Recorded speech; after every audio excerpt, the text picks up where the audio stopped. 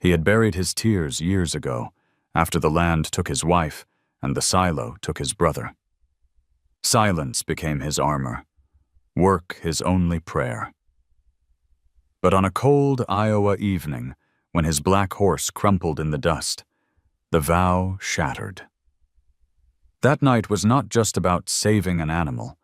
It was about unearthing secrets, breaking silence, and discovering whether love could still be stronger than loss. The late October sun sank low over the endless cornfields of Iowa, painting the horizon in shades of burnt orange and dusty gold. Jack Miller stood at the edge of his property, his boots half buried in the dry stubble left behind by harvest. The air was sharp, with the smell of husks and diesel, and the silence of the fields pressed against him like an unwelcome memory. For most men in the county, this was the season of rest, a time to look forward to Thanksgiving dinners and family gatherings. For Jack, it was just another reminder of how empty the farmhouse had become. His hands were still rough with work, veins raised under the tan of too many summers spent under a hard sun. 52 years had carved lines deep into his face, not from laughter, but from endurance. Once, his wife had said those lines made him look strong.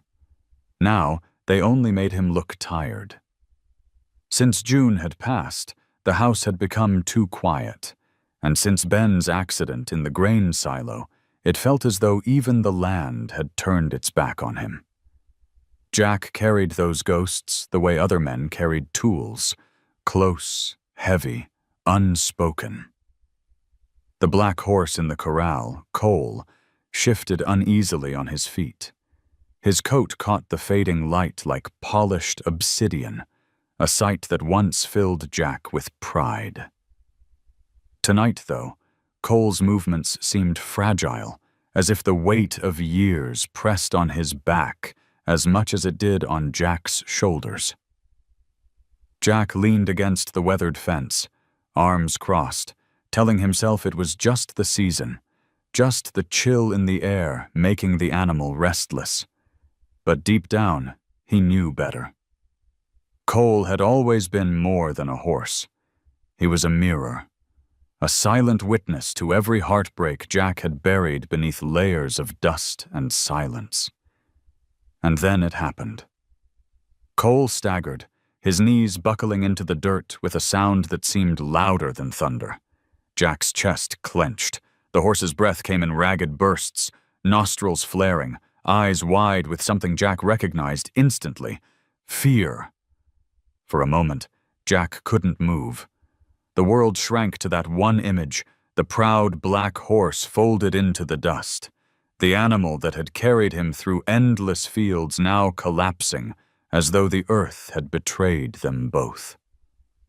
The smell of dry soil rose sharply as Jack stumbled forward, his boots kicking up clouds that clung to his jeans. He dropped to his knees beside Cole, hands trembling as he reached for the animal's neck. The heat of the horse's skin radiated against his palm, damp with sweat. Cole lowered his head, pressing his muzzle weakly into the dirt, and Jack's throat closed. He had promised himself, after Ben's funeral, after June's quiet passing, that no more tears would ever fall. He had sworn it to the night sky, to the silence of his empty house, to the land that had taken everything from him. But here, in the fading light, the vow shattered. His voice cracked into a whisper, barely audible above the faint rustle of dried corn stalks. "Don't do this to me, boy. Don't leave me too." The words broke open a dam he had held for years. A single tear cut down his dust-covered cheek, warm against the cold October air. Cole's body shivered, legs sinking deeper into the dirt, and Jack pulled the horse closer, his forehead pressed against the coarse mane. He didn't care who saw him. For the first time in a decade, his body yielded to grief, raw and unhidden. Behind him, the wind shifted, carrying the sound of a truck engine approaching down the gravel road. Jack didn't look up. He stayed on his knees in the corral, cradling the horse that had never left his side, whispering the words he thought he had buried forever. I swore I'd never cry again. And yet, under the fading October sky, with Cole trembling against him, Jack cried. The growl of the approaching truck cut through the stillness of the farmyard, its headlights sweeping across the barn wall like restless ghosts. Jack didn't move at first. His knees were still pressed into the dirt beside Cole, his hand firm against the horse's damp neck. The sound of the engine slowed, tires crunching against gravel until it stopped just outside the corral. A door opened, then shut with a quiet finality. Footsteps followed, measured, confident, yet cautious, as if the person knew instinctively not to rush into the weight of someone else's grief. Jack finally lifted his head. Dust clung to his cheek, where the tear had carved its path, and his eyes caught the figure stepping out of the fading light. She wasn't dressed like the other locals. Her jeans were clean, boots polished, and the dark jacket she wore looked more suited for a veterinary clinic than a farmyard. The woman carried a leather satchel, its straps worn but cared for, and a stethoscope hung loosely around her neck. Her black hair was pulled back neatly, strands catching the last rays of the setting sun. "Mr. Miller?" Her voice was steady, soft, but with a quiet authority that made even the restless horse still for a moment. Jack squinted at her, trying to place the face. "Who's asking?" His voice came out rough, frayed from years of silence and the strain of the last few minutes. She stepped closer to the fence, her boots pressing lightly into the gravel. "Ava Nguyen, county vet. Miguel called me." Jack exhaled, though it was hardly relief. He turned his gaze back to Cole, brushing dirt from the horse's muzzle with trembling hands. "Don't need a stranger telling me what I already know." Ava's eyes lingered on Cole, on the trembling in his flanks, the way the horse pressed his weight into the ground as if surrendering. She moved slowly, unhurried, and crouched a few feet away. From her satchel, she pulled a small flashlight, its beam sweeping across Cole's pupils. The horse flinched, but didn't resist. Ava murmured something in a low voice, words not meant for anyone else but the animal. Behind the fence, neighbors had gathered, drawn by the sound of the truck by curiosity, by the sight of Jack Miller on his knees in the dirt. Their faces hovered like shadows in the twilight, hats pulled low, arms crossed, eyes narrowed in sympathy or judgment. No one spoke. In rural Iowa, silence was its own kind of respect. Ava adjusted the stethoscope against her ears, pressed it gently to Cole's chest. She listened, brow furrowed, then leaned back, resting her hand on the horse's neck. His heart's working harder than it should, breathing shallow, but steady.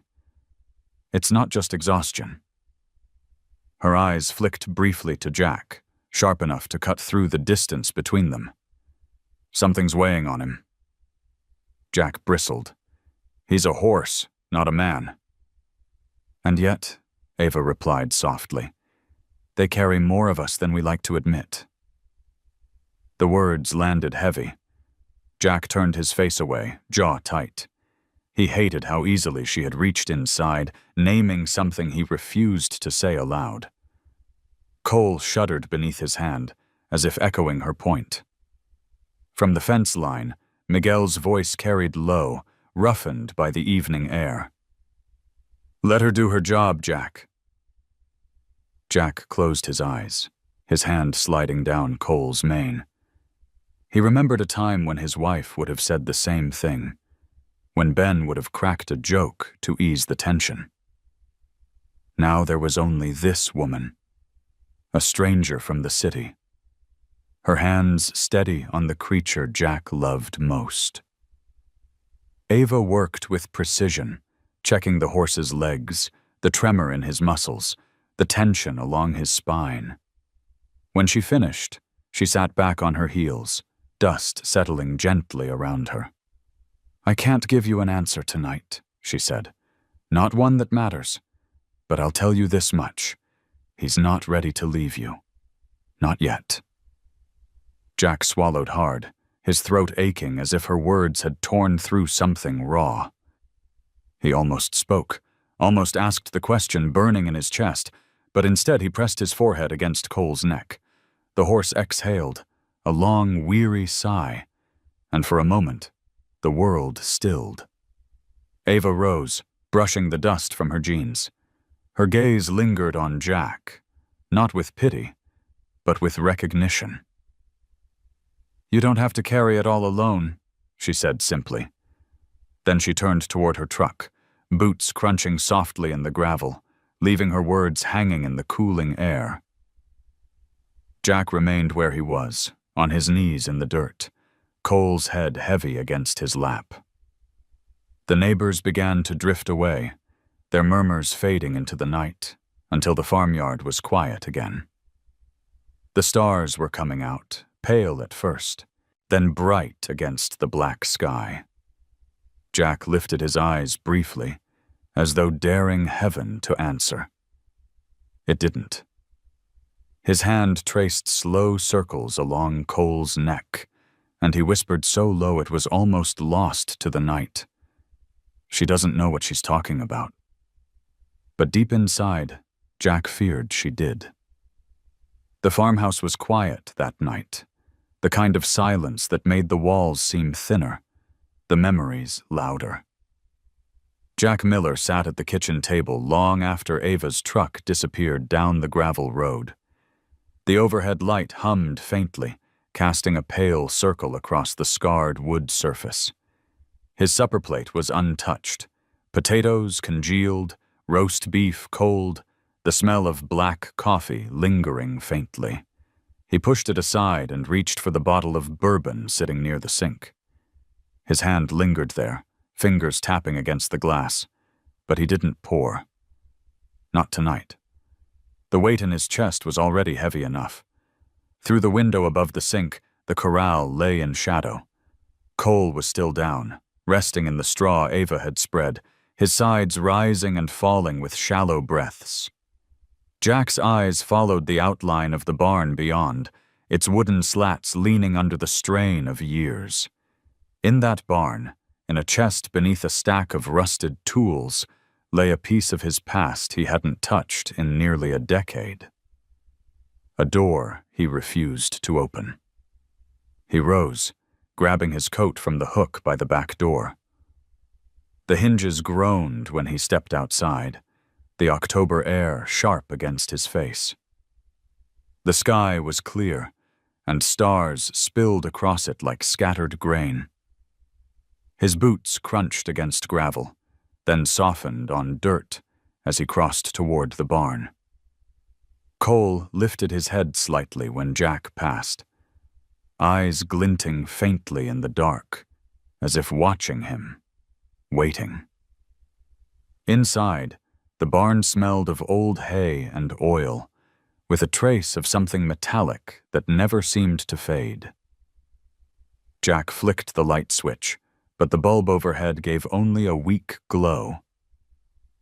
Dust hung in the air, disturbed by his steps. He made his way to the corner, to the wooden chest he had avoided for years.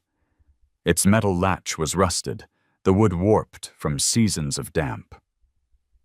Jack crouched and brushed dirt away with the back of his hand.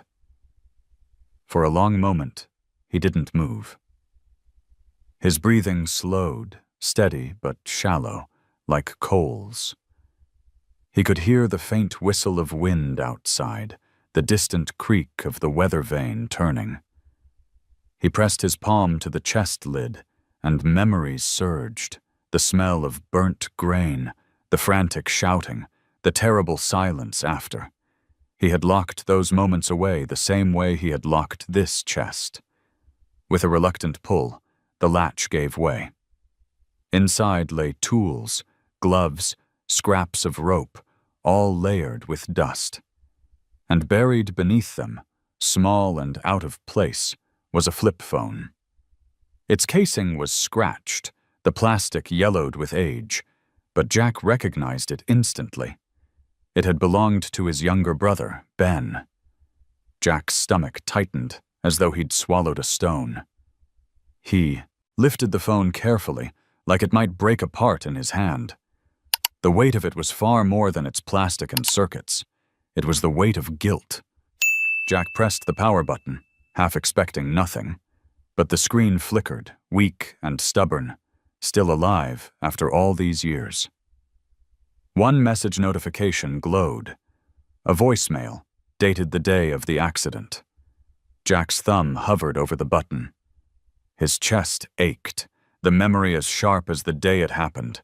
The smell of hot metal, the roar of the silo auger, Ben's voice calling out as he rushed into the grain to clear the jam. Jack had been at the controls. He had been the one who pulled the lever, the one who realized too late. The phone shook in his hand.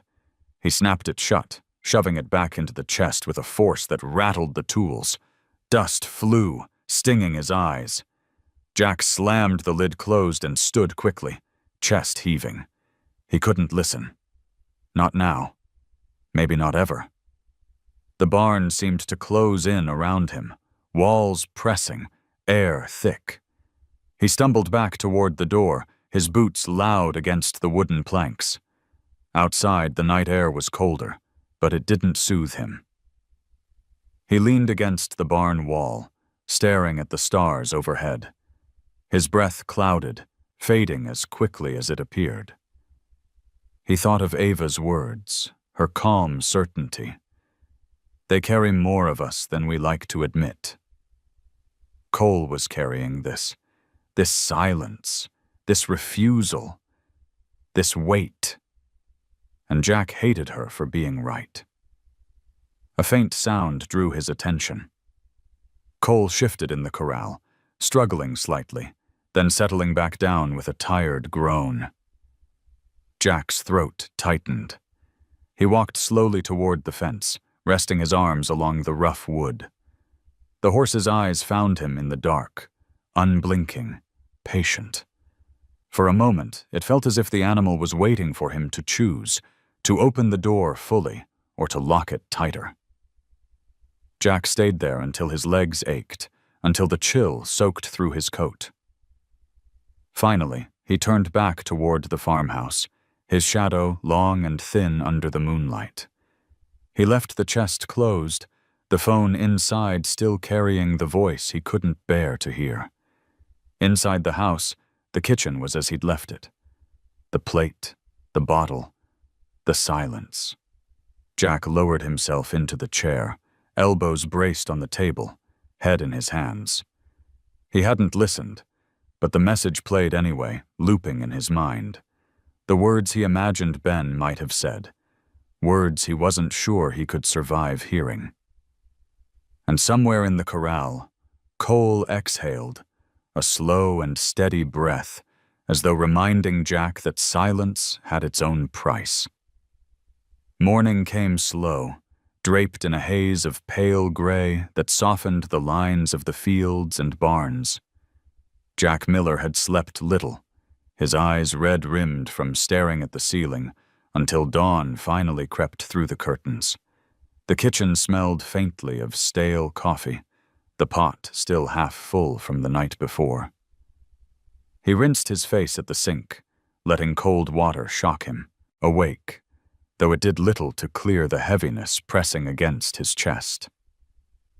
Outside, the land was quiet, the cornstalks rattling softly in the breeze like dry bones. A knock startled him. Sharp, quick, impatient. Jack opened the back door to find a boy standing there, his hands jammed into the pockets of a threadbare jacket.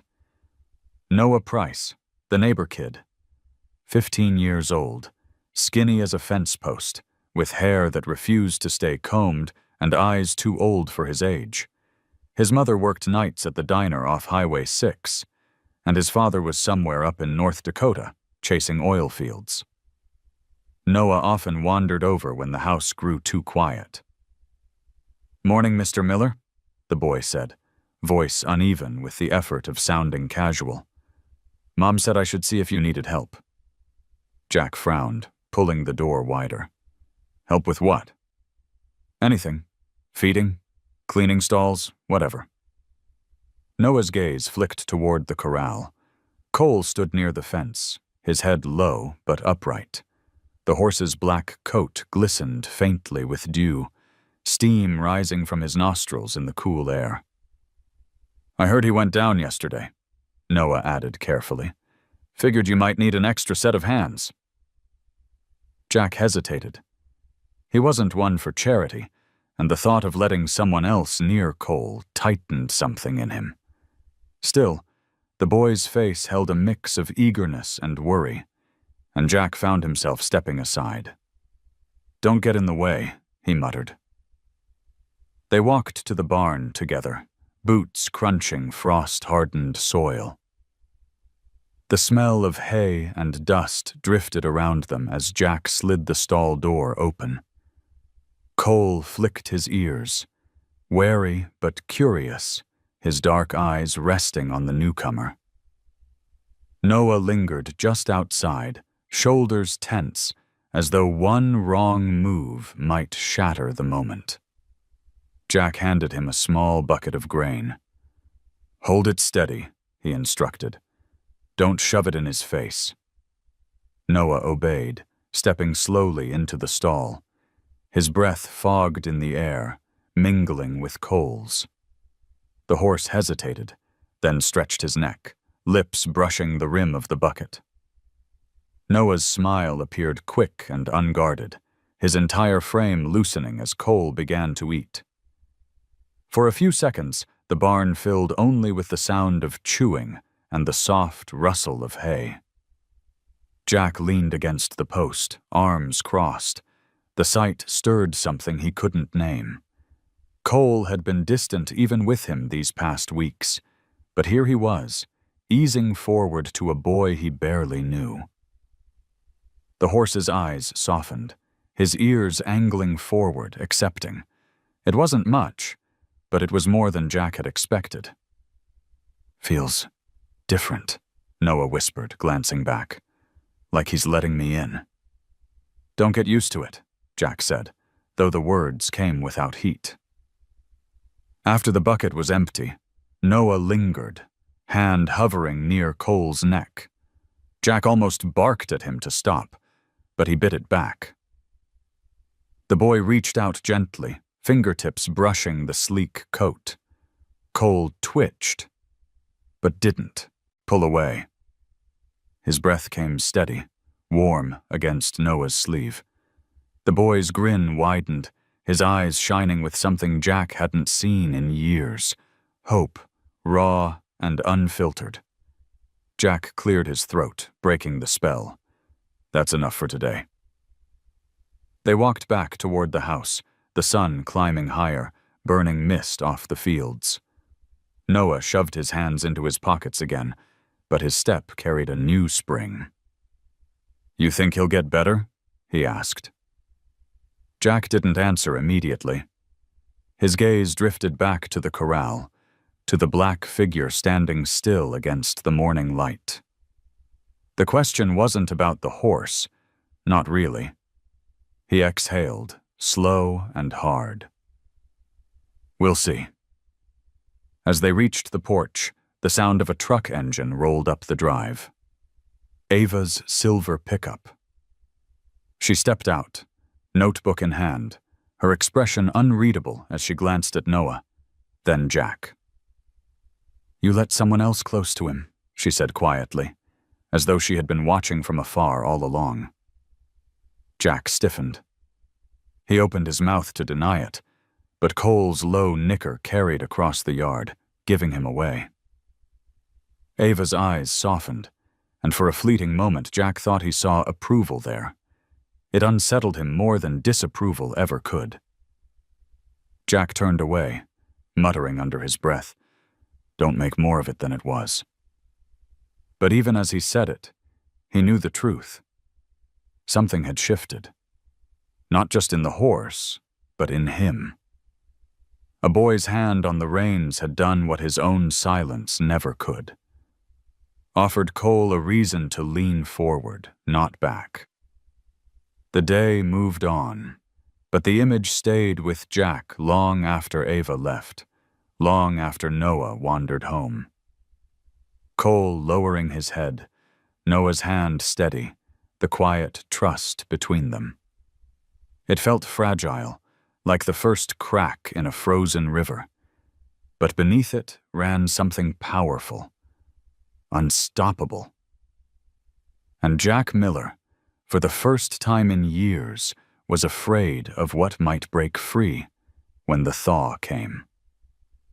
By the time the sun dipped again toward the horizon, the air had turned sharper, carrying the bite of late October that whispered of frost.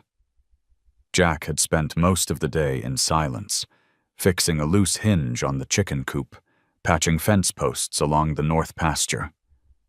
He worked until his hands stung, until the ache in his shoulders drowned out the memories clawing at him. Work had always been his only defense. Keep moving, keep your head down, let the day run you ragged until sleep came heavy. But when he returned to the yard, he found Miguel crouched by the tractor, a socket wrench in his hand, and a grin tugging at his weathered face. "This old beast won't start herself," Miguel said, wiping grease onto his jeans. "Figured I'd give her a try. You're behind on winter prep." Jack's jaw tightened. He hadn't asked for help. Still, Miguel had been walking onto this property since they were boys. Friendship wasn't something you needed to invite. It just showed up, like a stray dog that never left. The smell hit first. As Miguel turned the ignition, the engine coughed and spat, belching smoke that carried the acrid tang of burnt oil and hot steel. Cole, tied nearby in the corral, flinched. His ears shot back. Nostrils flaring, Jack's eyes snapped toward him, instinct pulling tighter than any rope. "Easy, boy," Jack muttered, stepping closer to the fence. But Cole's muscles quivered, his hooves scraping against the dirt. The engine rattled again, louder this time, the grinding of gears sharp as broken glass. It was a sound Jack knew too well. His chest constricted, breath shallow. He saw the grain silo again, the flash of Ben's jacket disappearing into the choking dust, the metallic scream of machinery just before the silence swallowed everything. His hand trembled against the fence post. Cole let out a sharp, panicked snort, lunging back until the rope went taut. "Kill it!" Jack barked. Miguel turned the key, and the engine shuddered to silence. The smoke lingered, curling through the air like ghosts. Jack climbed over the fence and stood beside Cole, pressing both hands against the horse's neck. The animal's heart hammered beneath his touch, wild and desperate, mirroring the frantic rhythm in his own chest. For a long minute, neither man nor beast moved. When Cole finally steadied, Jack exhaled through gritted teeth. He glanced over the fence, his glare landing hard on Miguel. "Don't do that again." Miguel lifted his hands, grease blackening his palms. "Jack, the snow's coming. You need this equipment working. You can't keep shutting it all down every time a memory creeps up." "Leave it," Jack growled. His voice was low, dangerous, but beneath it lay something brittle. Miguel studied him for a long beat before setting the wrench down with a clank. "It's not just you anymore. That horse is tied up in it too. You keep pretending you can outwork the past, but he feels every damn bit of it." Jack didn't answer. He kept his hands on Cole's neck, fingers tangled in the black mane. The horse's sides rose and fell in shallow bursts, eyes still wide with the residue of fear. The stench of metal smoke clung to Jack's nostrils, making him want to gag. He turned away, leading Cole back into the barn. Inside, the air was cooler, gentler, carrying the earthy scent of hay. Jack stroked Cole's flank, whispering under his breath, words he barely understood himself. Not your fault. Not your burden. The horse leaned into him, weight pressing as if to say otherwise. Later, when Jack stepped out, he found Ava waiting by her truck. She must have driven in quietly, unnoticed in the chaos. She stood with her arms crossed, eyes fixed on the barn where Cole had disappeared. "What happened?" she asked. "Nothing," Jack said too quickly. She tilted her head, unconvinced. "I smelled it down the road. Burnt oil, metal smoke." Her gaze cut to his. "That smell. He'll never forget it, Jack. Neither. Will you?" He wanted to deny it, to shove her words back into her throat. But his chest still burned with the memory, and the horse's tremble still clung to his skin. He shoved his hands into his pockets, turning away. "You don't know a damn thing about it," he muttered. Ava didn't press. She simply nodded once, like a doctor who already knew the diagnosis, even if the patient refused to hear it. She opened her truck door, pausing before climbing in. "You'll have to face it, or you'll both keep braking." Her engine started, taillights glowing red as she pulled down the gravel road. Jack watched until the dust settled back into the silence. He returned his gaze to the barn, to the shadow moving inside. Cole shifted, letting out a low, unsettled breath. Jack leaned against the fence, the cold sinking through his jacket. He closed his eyes, but the smell lingered, the ghost of hot metal, the sting of smoke. He pressed his forehead to the wood and stayed there until the stars blinked awake overhead. Thanksgiving arrived with a thin coat of frost blanketing the pastures. The dawn was pale and reluctant, as though the sun itself hesitated to rise over the Miller farm. Jack spent the morning in silence, moving through chores with mechanical precision, feeding chickens, hauling water, scattering hay for the cattle. Each motion was a habit carved from decades, but the weight of the day pressed heavier than the cold. For most of the county, the holiday meant laughter spilling from crowded kitchens, pies cooling on window sills, and the scent of roasted turkey weaving through homes. At the diner in town, families gathered in booths, the smell of pumpkin spice thick in the air, credit card machines ringing steady with holiday cheer. But here, at the Miller farmhouse, the table remained bare until late afternoon. Jack finally set a place for himself out of duty more than hunger. A small turkey breast from the grocery store sat in a foil pan, cooked but cooling too fast in the drafty kitchen. A bowl of mashed potatoes, pale and lumpy, joined it. He poured a cup of coffee instead of wine, the steam rising faintly before fading into the cold air.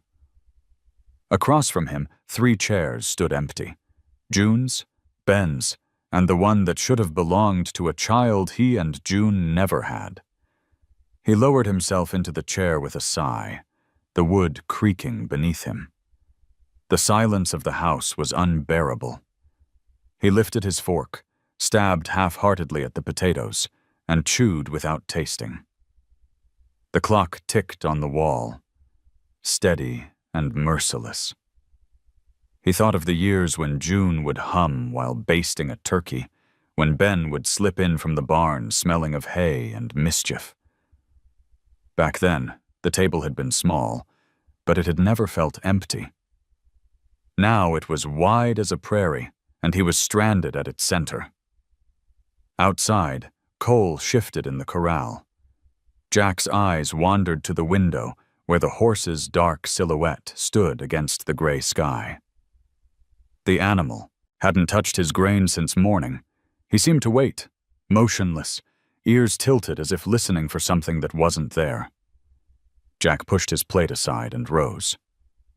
In the barn, the air was cool and smelled of straw and wood shavings. Cole's head lifted when Jack entered, his eyes catching the dim light. Jack approached slowly, hands loose at his sides. He stroked the horse's neck, feeling the warmth beneath the sleek coat. "Guess it's just us," he murmured. Cole blinked, exhaling softly, as though answering in kind. Jack stayed there, leaning against the stall door, the weight of memory thick around him. He thought about Ava, about Miguel, about Noah, their voices still echoing from days past, urging him to face what he had buried. He thought about the chest in the barn corner, the flip phone inside, the voicemail unopened. The weight of it pressed on him even now.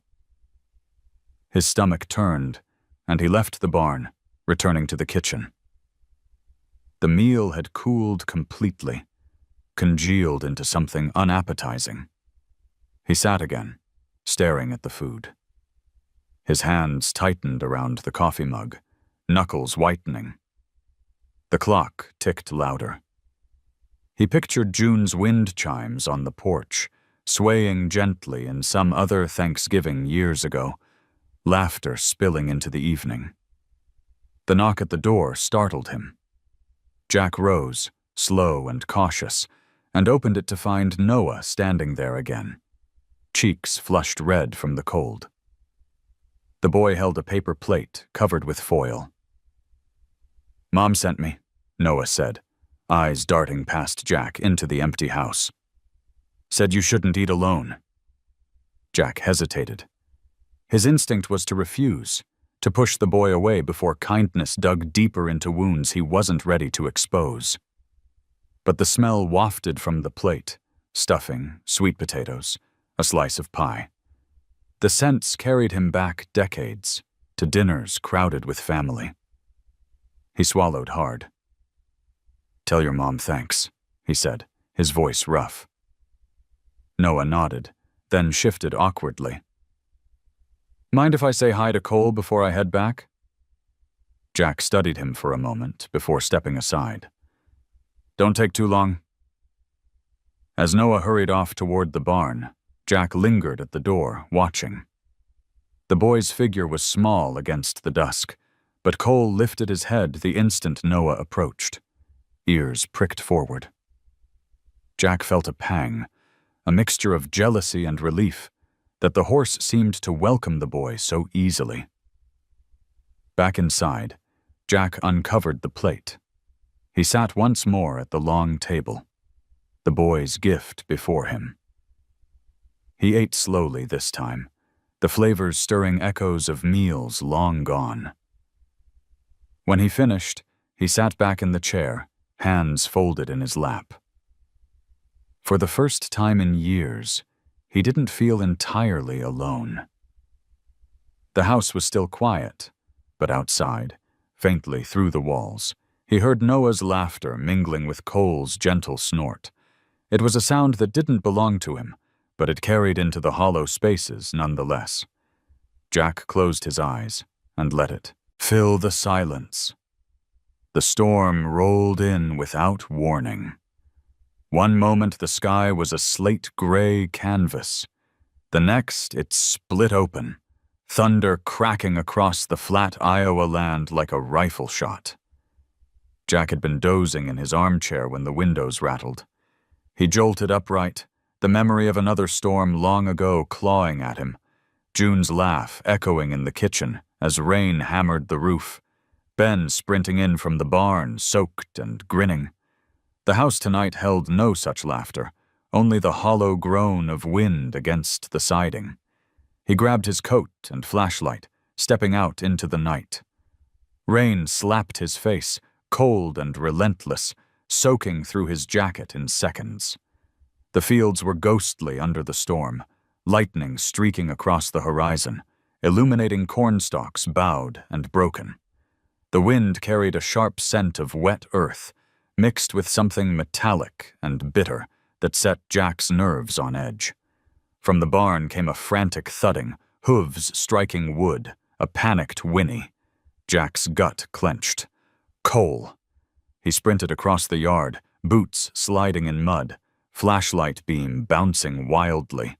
The barn doors rattled as if the storm itself were trying to tear them off their hinges. Jack shoved them open, the light revealing chaos inside. Cole reared against his stall, eyes rolling white, body slick with sweat, though the air was cold.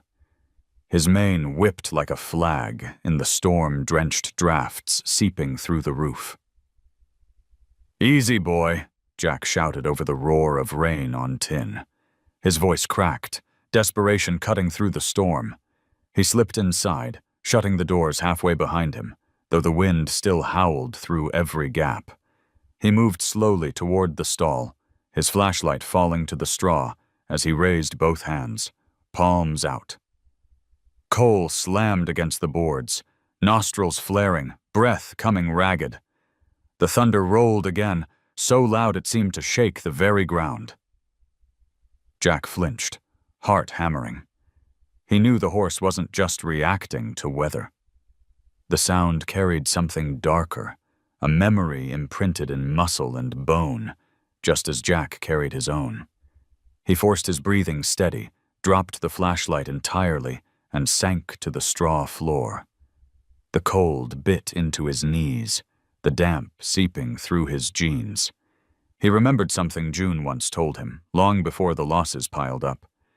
"If you want trust, meet them where they are." Jack sat low, making himself small, level with the horse's wild gaze. "Hey," he whispered, barely audible above the storm. "It's just me." His voice trembled, but he kept going. "It's Jack.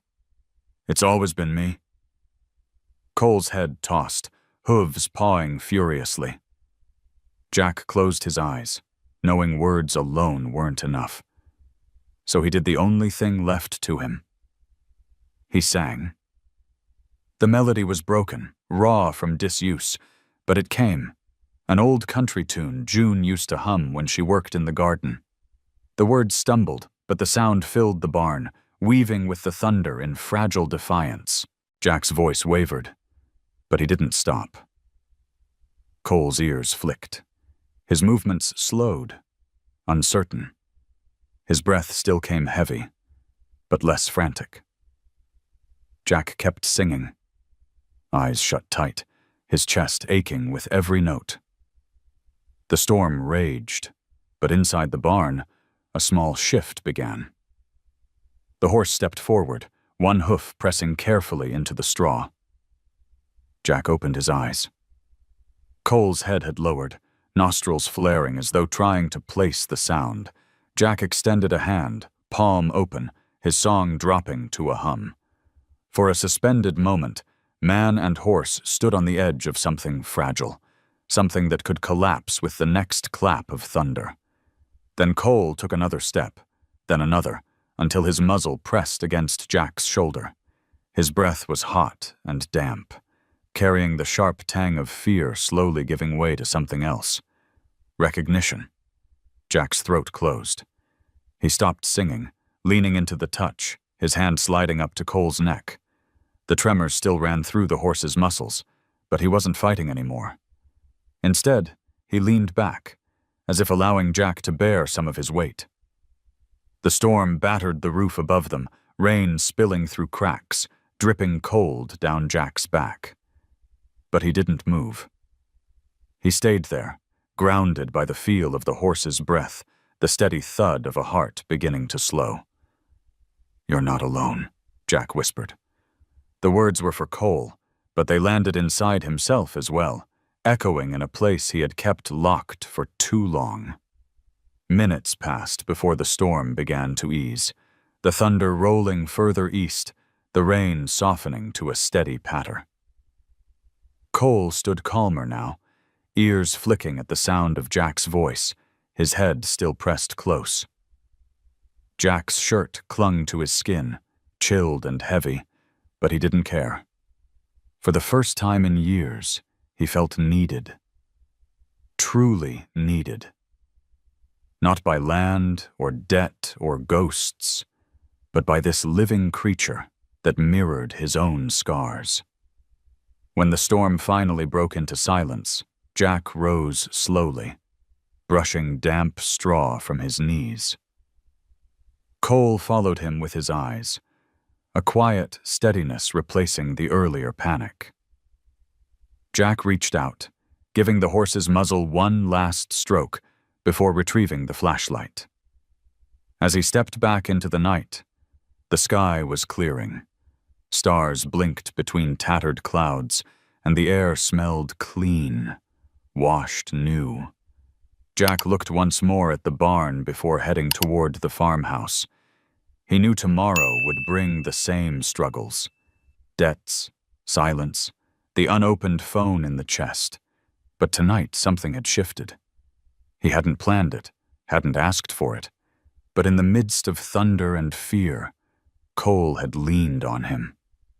And in that moment, Jack had leaned back. The morning after the storm broke clear and brittle, the ground still damp with puddles that mirrored the pale sky. Jack rose stiffly from his chair, every joint aching as though the thunder itself had pressed into his bones. He moved through chores in silence, but his mind stayed fixed on the barn, on the way Cole had leaned against him through the night. The memory steadied him for a moment, but by noon, reality arrived in the form of a beige sedan kicking up gravel in his drive. Dana Whitfield stepped out, crisp as a ledger sheet. Her coat was tailored, her heels too fine for the mud, but she moved with the certainty of someone who never worried about slipping. She carried a slim briefcase, its leather polished and sharp against the washed-out November light. "Mr. Miller," she called, adjusting her scarf as she approached the porch. Jack set down the feed bucket in his hand, wiping his palms on his jeans. "Dana." His tone was flat, neither welcome nor hostile, just worn. She climbed the steps, pulling papers from the briefcase. "I won't take much of your time, but the bank has been patient long enough. Your loan is 90 days overdue. Winter's coming, and carrying non-performing accounts into the new year isn't an option." Jack's jaw worked as he stared past her at the barn, where Cole shifted in the corral, ears twitching.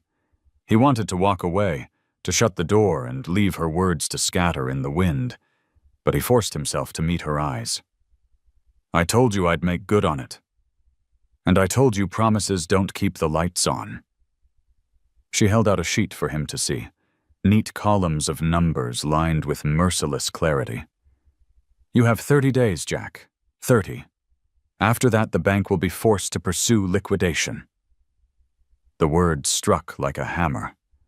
Liquidation. It wasn't just land or equipment. It was Cole, the barn, the last threads of his family's life woven into this soil. He swallowed hard, the taste of rust in his mouth. Dana's gaze softened slightly, though her voice remained firm. "I don't want to see you lose everything. Selling that horse would cover a third of what you owe. It would buy you time." The suggestion cut deeper than the threat. Jack's fists tightened at his sides. He pictured Cole in some stranger's pasture, eyes dulled, carrying someone else's weight. The thought made his chest burn. "No," he said, the word rough, final. Dana tilted her head, studying him. "You've always been a stubborn man. Stubborn doesn't pay bills." She slid the paper onto the porch rail and closed her briefcase with a click. 30 days. I'll be back." Her heels clicked across the boards, sharp against the quiet. Jack watched her drive off, the sedan shrinking down the road until only dust remained. He picked up the paper. stared at the numbers, then crumpled it in his hand. The sound of Cole's whinny carried across the yard, pulling his eyes back to the corral. The horse was restless, pacing along the fence, head tossing as if he sensed the storm brewing inside his owner. Jack crossed the yard, shoving the paper deep into his pocket. He leaned against the fence rail, watching Cole's muscles ripple under his dark coat. The horse stopped, turned, and stared at him with that steady, unblinking gaze. Jack spoke before he could stop himself. "They want me to sell you." His voice cracked. "They think you're just a number on a page." Cole snorted, pawing the ground, the defiance in his stance almost human. Jack let out a bitter laugh. "Guess you're stubborn too." Behind him, footsteps approached. Miguel had come by, grease still on his hands from the garage. He studied Jack's face, then the horse, then the crumpled paper peeking from his pocket. "Bank giving you trouble?" Jack didn't answer. Miguel sighed, leaning against the fence beside him. "I've seen this before. They circle like vultures. You think you're just fighting for dirt, but you're fighting for your own skin." He looked at Cole, then back at Jack. "Don't let them take him. He's more than land, more than debt. He's the piece of you that's still alive." Jack closed his eyes, the weight pressing heavier than the sky itself. He wanted to believe Miguel, wanted to believe strength alone could hold back the tide. But the paper in his pocket burned like a brand, reminding him of the 30 days ticking away. That night, Jack sat at the kitchen table long after dark, the numbers still haunting him. Cole's steady breathing drifted faintly through the window from the barn. Jack folded his arms on the table, pressed his forehead to them, and whispered into the silence, "I can't lose you too." The words hung heavy, unanswered, as the farmhouse groaned against the winter wind. The first frost of December left the fields glittering like glass. Jack rose before dawn, his body stiff but restless, as if sleep had been too fragile to hold him. He made coffee, black and bitter, and drank it at the window while the farmyard lay under a pale wash of light. From the barn drifted the sound of coal shifting, the creak of boards beneath his hooves. Jack closed his eyes, clinging to that sound like a lifeline. But reality pressed harder with each sunrise. The bank's 30-day notice sat folded in his coat pocket, the weight of it growing heavier with every passing hour. He avoided looking at it, avoided the words stamped across the top. Notice of default. He avoided Ava's eyes when she stopped by, her quiet questions about Cole's progress more than he could stand. And he avoided Miguel's blunt warnings, though they rang true. "So long as you keep hiding, Jack, it'll all come crashing down." That morning, Miguel returned, bringing tools. "We've got to start these machines before they seize up for the season," he said, voice low but insistent. "Snow's coming. You'll need them ready." Jack shook his head, tightening his grip on the coffee mug. "Not today." Miguel set the toolbox on the porch with a thud. "There's no not today. You can't just let them rot." The two men stared at each other, silence strung tight as barbed wire. Finally, Jack relented with a grunt, the fight draining out of him. He followed Miguel to the shed where the tractor and baler waited, hulks of rust and steel sleeping in the cold. Dust coated every surface. The air smelled of old oil, of forgotten labor. When Miguel twisted the key, the tractor sputtered awake, coughing smoke into the air. The sound was jagged, grinding, merciless. Cole's scream pierced the yard a heartbeat later. Jack whipped around, blood freezing. The horse had bolted against the corral fence, eyes wide, muscles quaking as though the world itself were collapsing. Jack's chest seized. The memory roared back, violent and unstoppable. Ben's body swallowed by a cascade of grain, the shriek of machinery overhead, his own hands pulling the lever too late. He stumbled forward, his vision tunneling, lungs clawing for air. "Jack!" Miguel shouted, slamming the tractor off. The engine shuddered to silence, but the damage was done. Jack collapsed to his knees in the dirt, his palms digging into frozen soil. His breath came ragged, his chest burning. Cole trembled across the yard, nostrils flared, breath clouding the air in frantic bursts. Man and horse mirrored each other, caught in the same storm, their pasts converging in the present like a noose. Miguel crouched beside Jack, gripping his shoulder. "You can't keep doing this," he said fiercely. "You break every time the machines start. And now he breaks too." He pointed toward Cole, still quaking in the corral. "That horse is carrying your ghosts. You think you're protecting him, but you're feeding him the same fire that's burning you alive." Jack's head dropped, sweat mixing with cold rain still clinging from the ground. He wanted to deny it, to shove the truth back into the shadows. But the sight of Cole, knees buckling as though he might go down again, was undeniable. Jack forced himself to stand, his body trembling with exhaustion. He crossed the yard, stumbling to the corral, and pressed his forehead against the horse's mane. "I'm sorry," he whispered, his voice raw. "I'm so damn sorry." Cole's breath steadied against him, still fast but no longer frantic. Jack gripped the rope, holding on as if it were the only thing keeping them both upright. Behind him, Miguel watched in silence, his face lined with worry but softened by something like compassion. When Jack finally turned back, his eyes were red-rimmed, his voice hoarse. "Every time I hear it, it's like he's there again. Ben, shouting, then nothing, and His words broke. He swallowed hard, staring at the machines looming in the shed. "I killed him, Miguel. My own damn brother."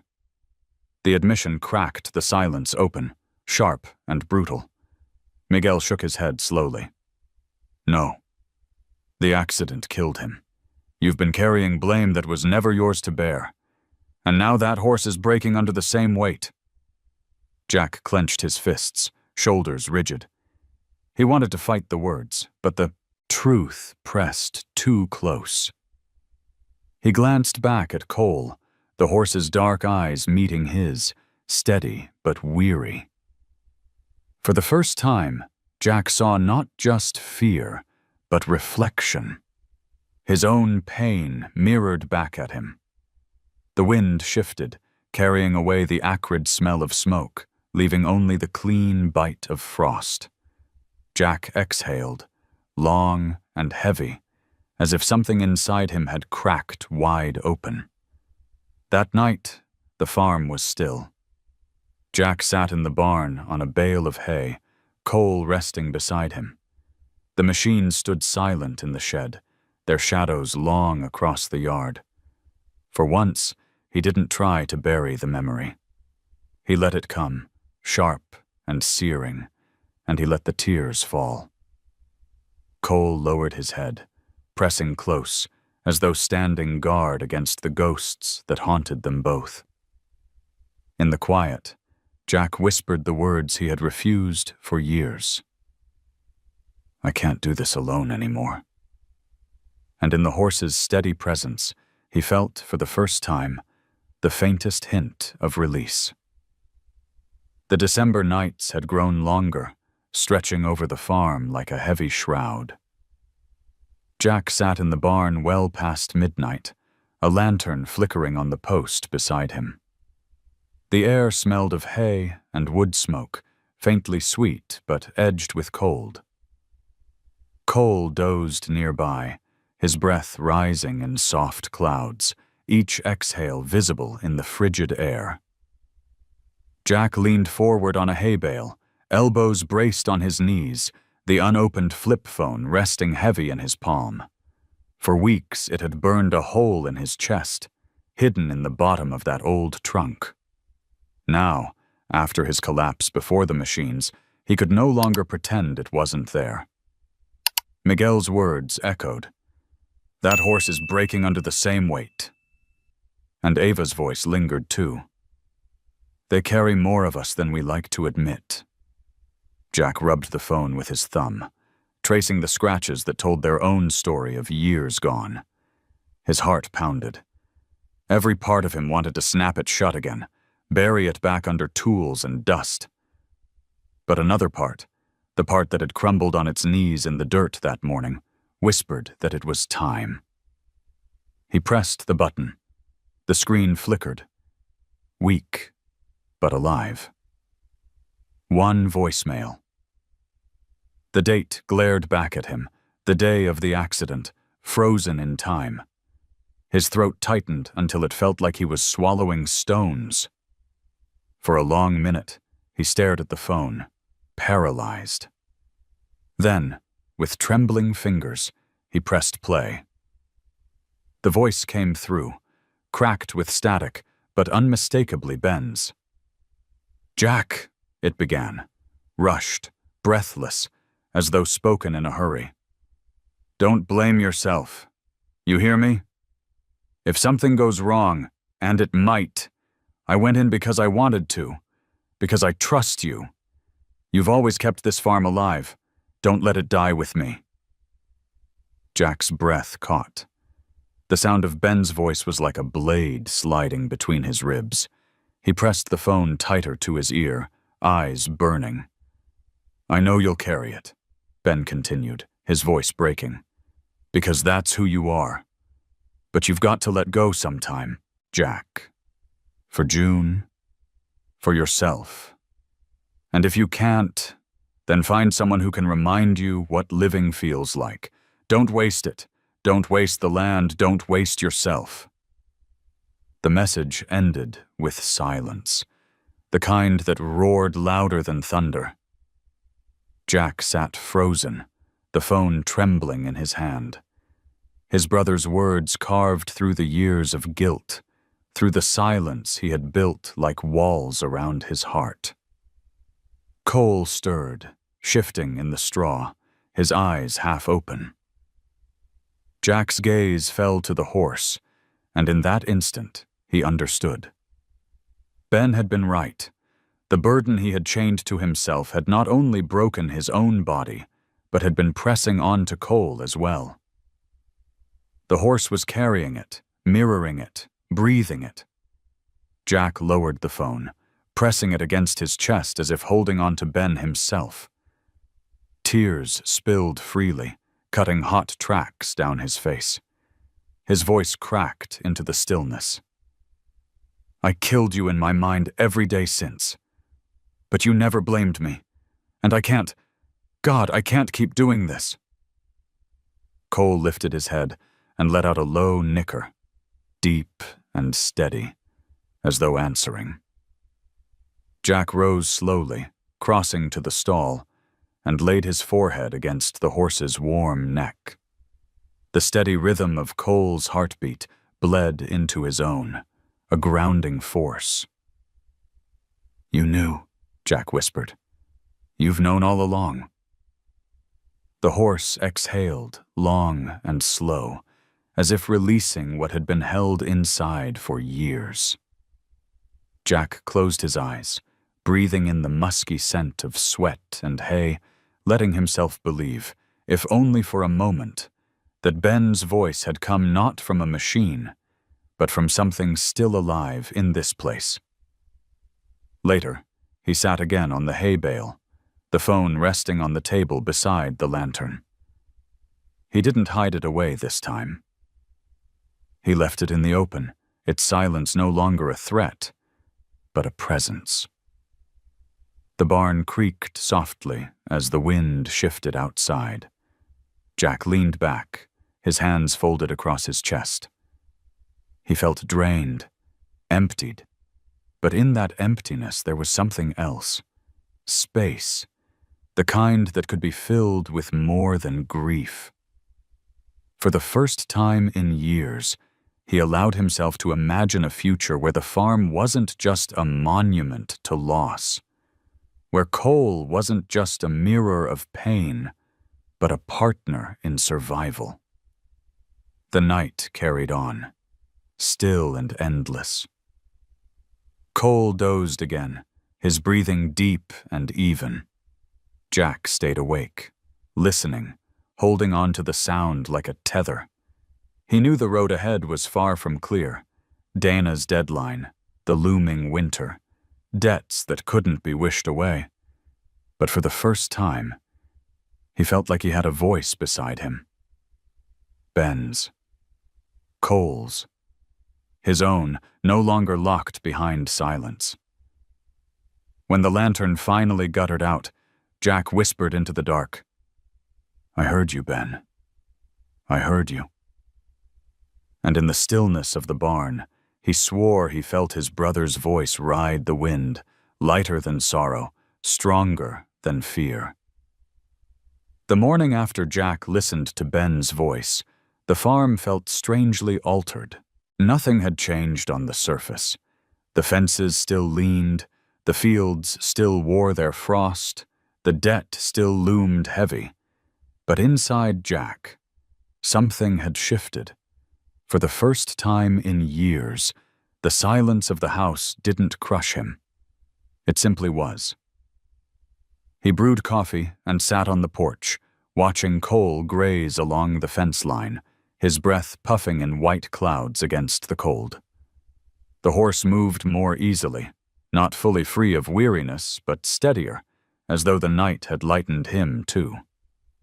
By mid-morning, Ava's truck appeared on the road, its tires crunching frozen gravel. She stepped out with her usual quiet authority, clipboard in hand. "How's he doing?" she asked, nodding toward Cole. Jack rubbed his chin, his breath steaming in the air. "Better, I think."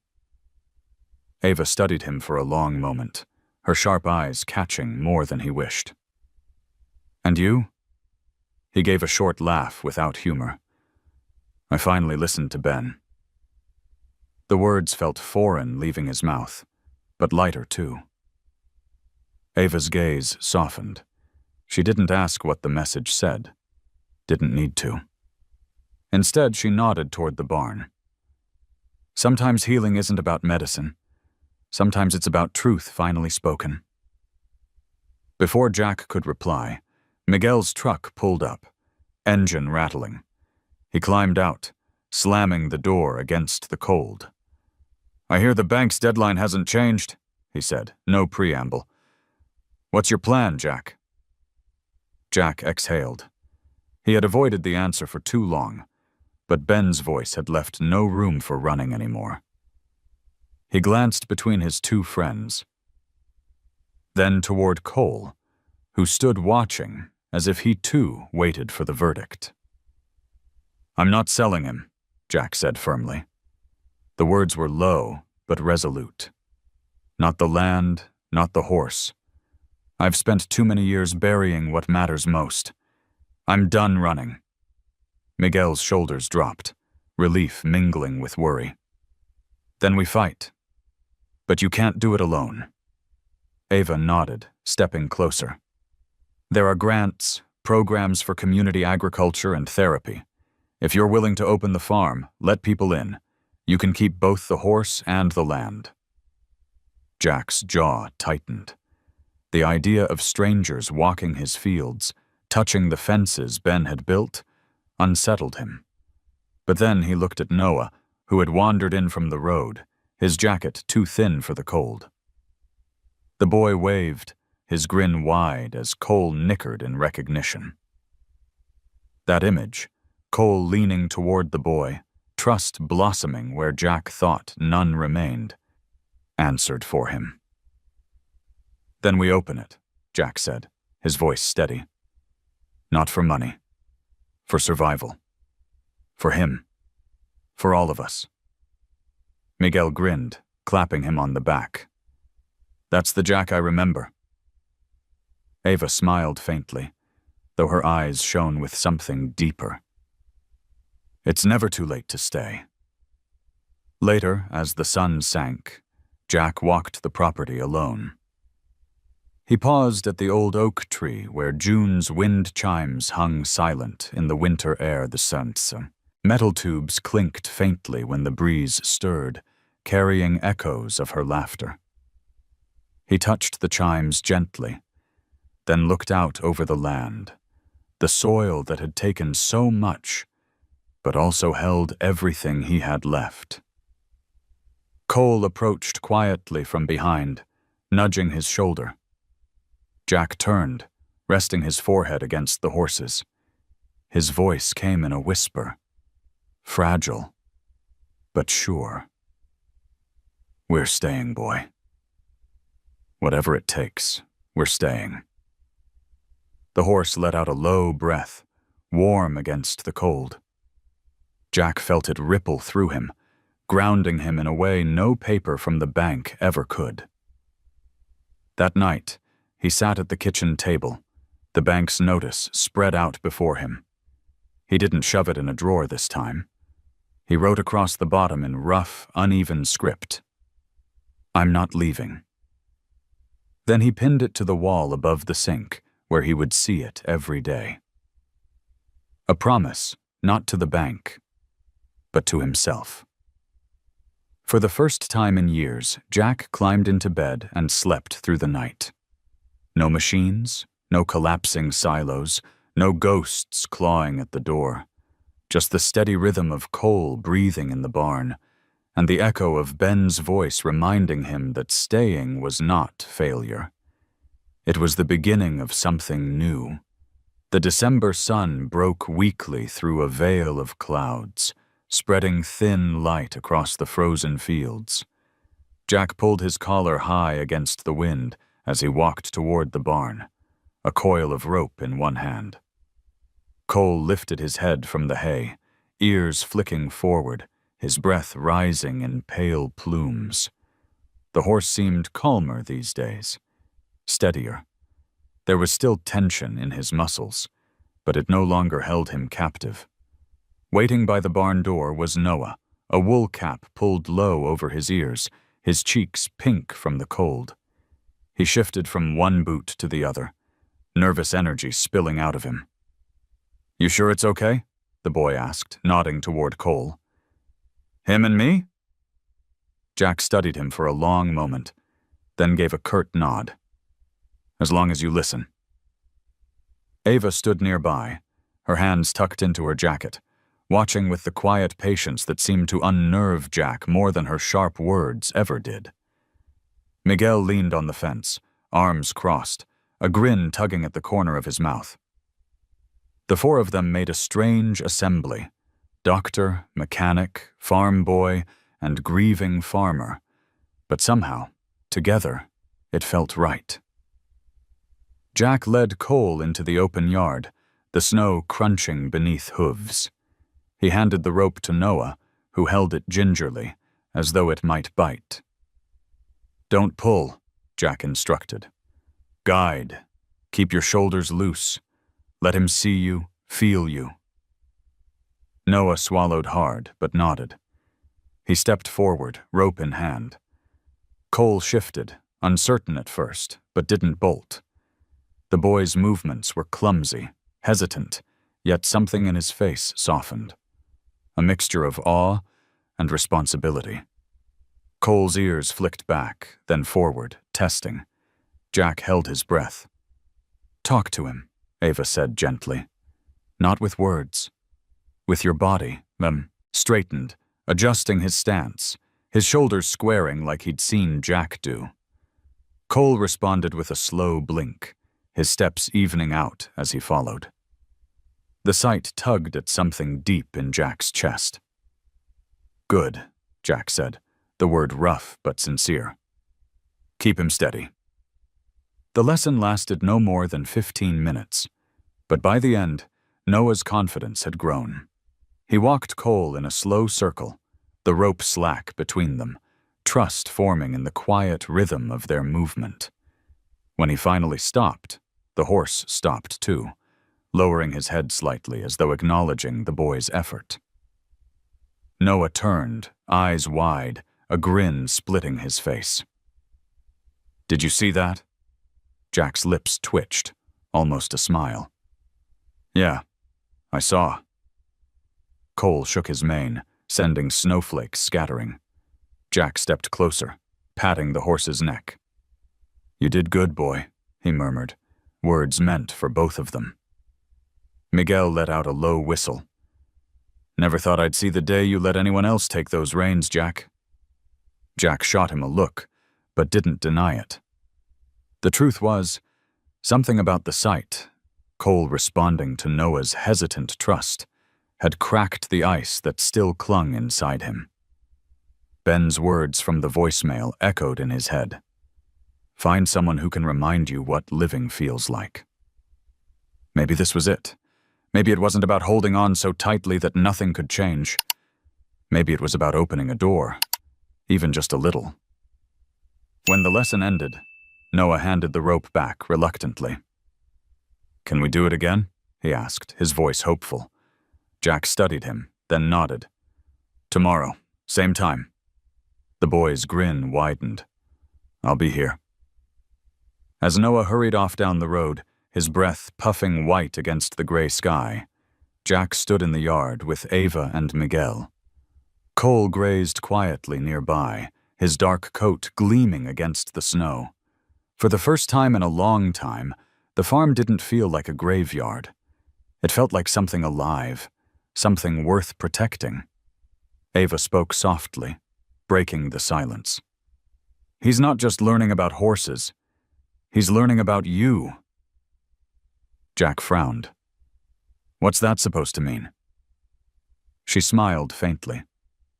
"That trust goes both ways." Jack didn't answer, but as he walked Cole back to the barn, he felt the truth of her words settle deep in his chest. The farm still carried its weight, debts, deadlines, memories, but today, in the simple circle of a boy guiding a horse, he had glimpsed a piece of what Ben had wanted for him. Life, not just survival. That night, when Jack sat at the kitchen table, he found himself writing in a small notebook Ava had left behind. The words came awkwardly at first, uneven and spare, but they came. He wrote about Cole, about Noah's grin, about the way the horse's breath fogged in the cold. He wrote not for the bank, not for the world, but for himself.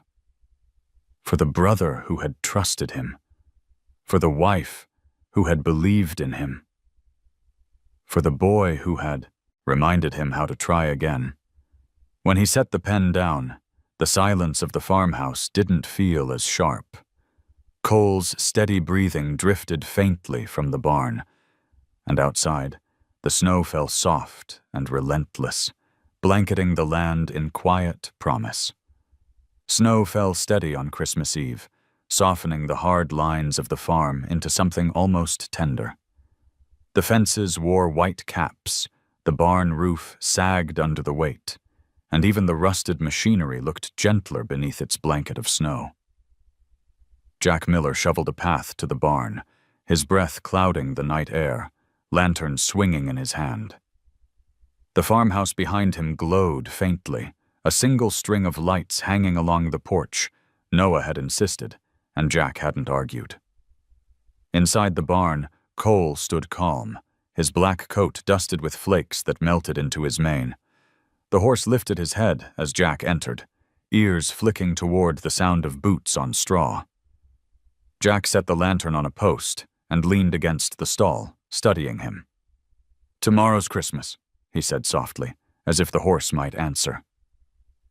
Cole exhaled, warm breath rising in the cold air, steady as a promise. By evening, the farmyard had filled with unexpected life. Pastor Luke had stopped by, his old station wagon loaded with hymnals and casseroles. Miguel arrived with his wife and 2 daughters, carrying laughter that spilled like heat into the frozen night. Ava came too, unannounced, bringing a thermos of cider that steamed sweet with cinnamon. And Noah, of course, arrived bundled in a coat too big for him, grinning as though the whole farm belonged to him. They gathered in the yard near the barn, a circle of lanterns casting gold against the snow. Pastor Luke led a hymn, his voice rough but earnest, the words drifting up into the night sky. Others joined quietly, their voices weaving together until the air itself seemed warmer. Jack stood apart at first, his hands buried in his coat pockets, but gradually the sound drew him in. He found himself humming under his breath, the tune carrying him back to years when June's voice had filled their small kitchen, when Ben's laughter had carried over the fields. Noah tugged at his sleeve. "Mr. Miller, can I try? Just for them?" He pointed toward Cole, who stood watching the gathering with quiet curiosity. Jack hesitated. The crowd, the lanterns, the sound of voices. It was more than Cole was used to. But he saw the boy's face, bright with hope, and nodded once. Slow, gentle. Noah approached the horse, rope in hand, his steps sure despite the snow. Cole flicked his ears, shifting slightly, but he didn't retreat. The boy lifted the rope, guided him into the circle of lantern light. A hush fell over the group as the black horse stepped forward, his dark coat gleaming against the snow, his breath puffing like smoke. Jack held his breath. A stray gust rattled the lanterns, and Cole's muscles tensed, but Noah steadied him with a soft hand and a quiet word. The horse blinked, then relaxed, his head lowering. A ripple of awe moved through the small crowd. Pastor Luke smiled. A lesson for us all. Even the most burdened can walk steady if someone believes in them. Jack's throat tightened. He glanced at Ava, who caught his eye, her look saying what she didn't need to speak. That someone includes you. The hymn rose again, this time stronger, voices carrying over snow-covered fields. Cole stood calm in the lantern glow, Noah at his side, the boy's hand resting gently on the rope. Jack felt something inside him loosen, a knot he'd carried so long he'd forgotten it was there. When the song ended, laughter followed, gentle, unforced. Miguel passed around steaming cups of cider. Ava's smile warmed the edges of the cold, and Noah's eyes sparkled like he'd just been handed the whole world. For a moment, Jack let himself be part of it. He accepted the cider, the laughter, the presence of people who weren't family, but felt like it. Later, when the others left, Jack returned to the barn. Cole stood waiting, ears pricked forward. Jack stepped into the stall, resting his hand against the horse's neck. "You did good tonight," he whispered. Cole leaned into his touch, his body solid and steady against the winter chill. Jack stayed there long after the lantern burned low, listening to the quiet. The farm was still, the stars sharp above, the snow deep and clean. For the first time in years, Christmas Eve didn't feel like a hollow ache. It felt like a gathering place, of voices, of trust, of something worth holding on to. The first week of January brought a cold so sharp it seemed to crack the air itself. Jack pulled his coat tighter as he walked up the steps of the town hall, boots striking against the stone. The building stood squat and weathered on Main Street, its flag snapping stiff in the wind. Inside, the air smelled faintly of dust and paper, warmed by old radiators that hissed like irritated snakes. The hearing room was already full. Farmers in worn flannel and battered hats filled the benches, their faces lined with fatigue and frustration. The county board sat at the front, a row of stern figures behind a long oak table, their papers stacked high like walls between them and the lives they judged. At the edge of the room, Dana Whitfield from the bank sat with her briefcase, her expression neutral but watchful. Jack took a seat near the back, Cole's presence still clinging to him like a second skin. He had left the horse in the care of Noah for the morning. Reluctantly, but with a trust that surprised him. Now, as the murmurs of the crowd ebbed and the meeting came to order, he felt the weight of more than debt pressing on him.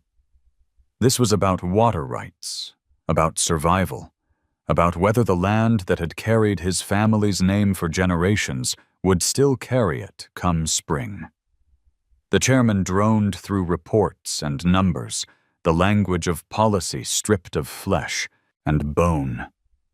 Farmers spoke in turn, their voices rising with anger or breaking with fear. Words like allocation and restriction cut through the air. But behind them lay fields that might not grow, families that might not stay. Jack listened, his jaw tight, his hands clenched in his lap. When his name was called, the room shifted. He stood slowly, feeling the eyes of the town on him. Some sympathetic, some skeptical, some eager for him to fail. He walked to the front, boots echoing against the floor, and stood before the board. "I'm not here to argue numbers," Jack began, his voice rough but steady. "You've got plenty of those already. I'm here because this land isn't just mine. It's my brother's sweat in the soil, my wife's laughter in the wind, my own mistakes carved deep into the fences. And now, it's a boy named Noah learning how to hold a rope steady, and a black horse that carries more of me than I ever admitted." A murmur rippled through the room. Dana leaned back in her chair, studying him with sharp interest. "I've spent years thinking silence was strength," Jack continued. "Thinking if I just worked harder, kept my head down, I could carry it all. But I was wrong. Silence nearly killed me. Nearly killed the horse I swore to protect. What we need, what I need, isn't charity. It's a chance. A chance to stay. To use what's left to build something that isn't just about surviving another winter, but about giving back." He paused, his breath clouding faintly in the cold room. "You want to see accountability? Come to my farm. See the programs Ava's starting with me. See Miguel fixing the barns. See Noah finding a place to belong. We're not just holding on to dirt. We're holding on to each other. If you cut that off, you're not saving water. You're cutting the lifeline of people who've already lost too much." For a long moment, silence filled the room. The board members shifted, uncomfortable. Pastor Luke, sitting near the front, gave a quiet nod, his hands folded as if in prayer. Finally, the chairman cleared his throat. "Mr. Miller, this is highly irregular testimony, but—" He glanced at his colleagues, then back. "We'll take your words into consideration."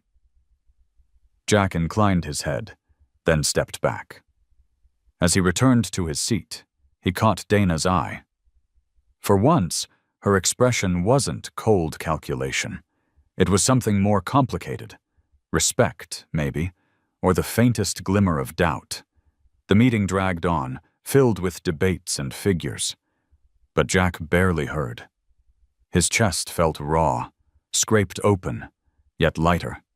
He had spoken the truth aloud, not just to Cole in the dark barn, not just to himself, but to the world that had stood watching him unravel for years. When the session adjourned, Jack stepped outside into the biting wind. Snowflakes spun in the air, stinging his cheeks. Miguel joined him, clapping a hand to his shoulder. "You did good in there," he said. Jack shook his head. doesn't mean they'll give us what we need." "No," Miguel agreed. "But it means they heard you. And sometimes that's the start." Across the street, Noah waved from where he stood holding Cole's rope. The boy had brought the horse into town, a boldness Jack hadn't expected. Cole stood tall despite the strange surroundings, his black coat stark against the snow. Jack crossed the street, his boots crunching, and took the rope from Noah's hands. The horse leaned close, exhaling into the cold. Jack pressed a hand to his neck, whispering, "We said we'd stay. And we will." The wind whipped harder, rattling the flag above Town Hall. Jack lifted his eyes, squinting into the pale sky. For once, he didn't feel small beneath it. He felt steady, rooted, like the oak tree on his land. Whatever the board decided, whatever the bank demanded, he had already made his choice. He wasn't leaving. The verdict from the county board came a week later. A letter arrived, plain and official, edges damp from snowmelt where it had slipped through the mailbox. Jack stood on the porch holding it, the cold seeping into his fingers. He didn't open it right away. For once, the outcome felt secondary to the decision he had already made. Stay, fight, and rebuild. Whatever words lay inside could not change that. Instead, he looked out over the land. Snow stretched across the fields like a blank canvas, clean and waiting. The air smelled of cedar and cold iron, the kind of winter air that cleared the lungs. Cole stood by the fence, head lifted, ears pricked forward as if sensing something new. His body looked stronger now, his movements surer, though the scar of fear lingered in the tight flick of his tail whenever machinery clanked in the distance. Jack finally tore the envelope open. The words blurred at first, his breath fogging the page, but the meaning came clear. A reprieve. Water allocation granted for one more season, a chance to prove the land could still give. His chest loosened. He folded the letter carefully, slid it into his pocket, and walked toward the barn. Inside, the air was warm with the scent of hay. Noah was brushing Cole's coat, his strokes even and careful. The horse leaned into the touch, eyes half closed in contentment. When the boy noticed Jack, he straightened. "They say we got another season?" Jack nodded. "We did." Noah grinned, his face alight. "Told you it'd work out?" Jack chuckled, a sound rusty but genuine. "Maybe you did." He reached for the brush, finishing a stroke down Cole's neck. "But it wasn't the board that gave us this chance. It was him. And you." Later that day, Jack walked to the oak tree at the edge of the yard, the one where June's wind chimes still hung. Snow crunched beneath his boots, the air so still he could hear the faint creak of branches overhead. He stood for a long moment, the chimes frozen quiet, their silver tubes glinting in the pale light. With careful hands, he untangled the ice, nudging them until they swayed. A soft note rang out, clear and delicate, carried on the wind. Cole wandered up behind him, breath steaming in the cold. Jack rested a hand on the horse's neck, eyes lifting to the chimes. "She used to say the wind carried our voices higher than we could reach," he murmured. He let the sound linger, each note dissolving into the sky. Noah joined him, his small boots crunching the snow. He tilted his head at the chimes. "Sounds like someone answering back," he said. Jack's throat tightened. He looked down at the boy, then back at the horse, then up at the sky. Maybe it is. That evening, as dusk settled, Jack sat at the kitchen table with a notebook open before him. Ava had given it to him weeks ago, and tonight he filled its pages, not with ledgers or debts, but with memories.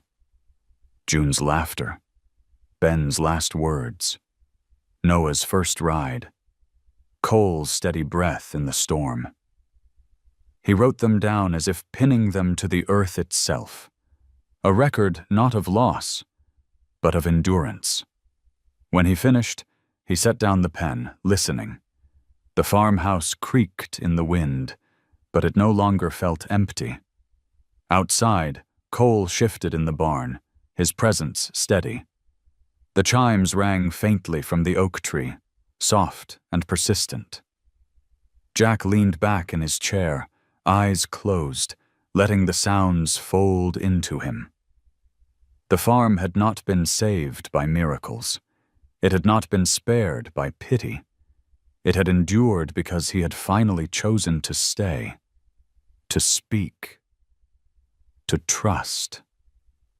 The scars remained, in him and in Cole, but scars were not weakness. They were proof of survival. Jack rose, pulling on his coat, and stepped outside. Snowflakes drifted slow and silent, settling on his shoulders, his hat. He walked to the barn, where Cole waited, ears flicking at his approach. The horse stepped forward, pressing his head gently into Jack's chest. Jack wrapped an arm around him, his breath catching in the cold. "We made it," he whispered. The words carried into the stillness, rising with the chimes that answered faintly across the yard. And for the first time in a long time, Jack Miller believed it. If this story touched you, let me know by leaving just a simple 0 or 1 in the comments. I read every single one. Your voice matters here. Don't forget to subscribe, because the next story may be the one that stays with you forever, just like this farmer and his black horse.